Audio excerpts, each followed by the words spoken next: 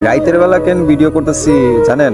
একটাই উদ্দেশ্য, একটা কথা মনে পড়তেছে, আমার অনেক খারাপ লাগতেছে একটা কথাটা মানে লাইফে কাউকে এতটা ইম্পর্টেন্ট ভাইবেন না, বুঝছেন? মানে নিজের ফ্যামিলিকে ছাড়া কাউকে এতটা ইম্পর্টেন্ট ভাইবেন না।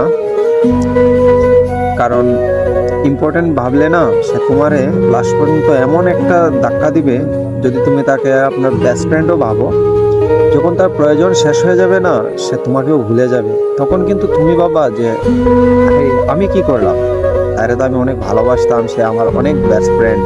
হ্যাঁ, সে যাই হোক, ছেলে বন্ধু হোক বা মেয়ে বন্ধু হোক, শেষ পর্যন্ত তোমারে বাজ দিবেই।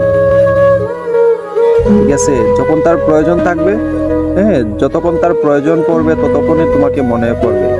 যখন তার প্রয়োজন শেষ হয়ে যাবে তখন তোমাকেও ভুলে যাবে। ঠিক আছে, নিজের চাইতে এবং নিজের ফ্যামিলি চাইতে কাউরে আপন ভাইবেন না। ধন্যবাদ। রাধে রাধে।